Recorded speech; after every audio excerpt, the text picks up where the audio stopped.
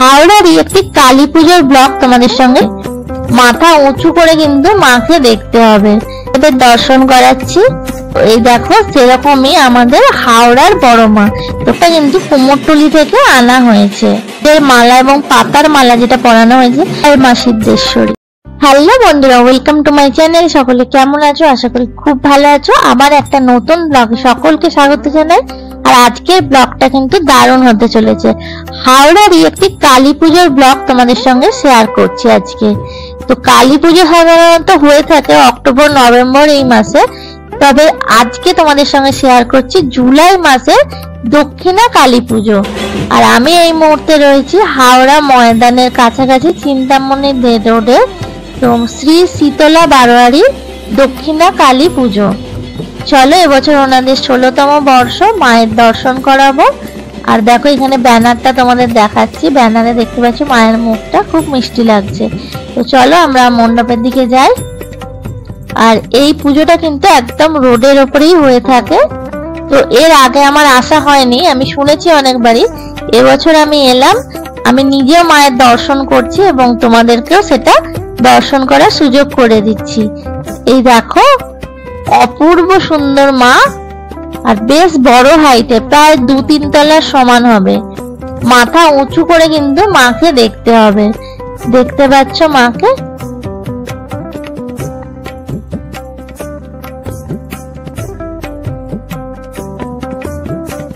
এই দেখো, মহাদেবের দর্শন করাচ্ছি।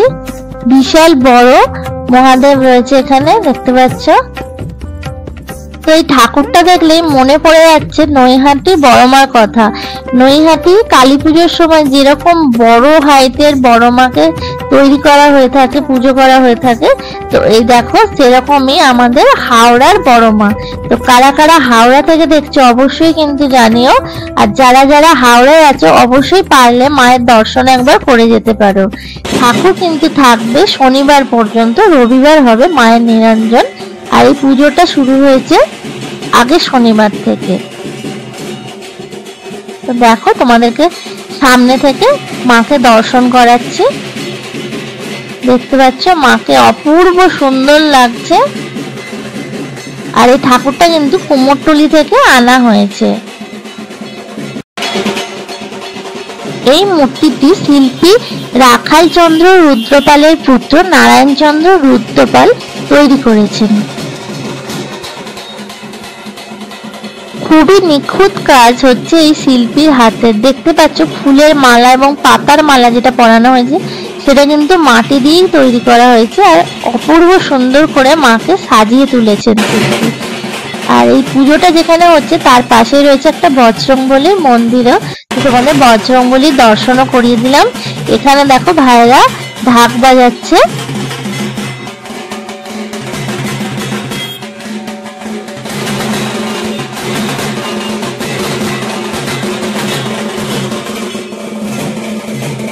তোমরা দেখতেই পাচ্ছ যেখানে পুজোটা হচ্ছে একদম রোডের ওপর, খুবই ভিড় আছে, ক্লাউড জায়গা, দেখতে পাচ্ছি প্রচুর গাড়ি চলাচল করছে। তো তার মধ্যেই আমি ভিডিওটা করার চেষ্টা করলাম। তোমরা যদি এখানে পুজো দিতে চাও, শনিবার অবধি ঠাকুর আছে, তো তোমরা সকালের দিকে কিংবা রাতের দিকে এসে পুজো দিয়ে যেতে পারো। আর পুজোর জায়গাটা কিন্তু আলো দিয়ে খুব সুন্দর করে সাজানো হয়েছে। সন্ধ্যেবেলা এলে তোমরা দেখতে পাবে আলোর কাজটা। তো চলো, মায়ের দর্শন করিয়ে দিলাম। আমি এবার এখান থেকে বেরিয়ে যাচ্ছি। তবে যেতে যেতে তোমাদেরকে আরো একটা মায়ের দর্শন করিয়ে দেব। চলো আমার সঙ্গে থাকো, ভিডিওটা স্কিপ না করে দেখতে থাকো। দেখো, তোমাদের বললাম আরেক মাকে দেখাবো। তো এই পুজোটা যেখানে হচ্ছে ওখান থেকে একটু দূরে এসে তোমরা সিদ্ধেশ্বরী মায়ের মন্দির দেখতে পাবে। তোমরা এখানে এলে সিদ্ধেশ্বরী মায়েরও দর্শন করতে পারো। তো আমি এখান দিয়ে যাচ্ছিলাম, তাই মায়ের দর্শন আমিও করলাম। জয় মা সিদ্ধেশ্বরী। তাহলে তোমাদের আজকের ভিডিও কেমন লাগলো অবশ্যই কমেন্ট করে জানাতে ভুলো না। কারা কারা হাওড়া থেকে দেখছো অবশ্যই আমাকে কমেন্ট বক্সে কমেন্ট করে জানিও কে কোথা থেকে দেখছো। আজকের মতো টাটা, আবার দেখাবে নেক্সট ভিডিও।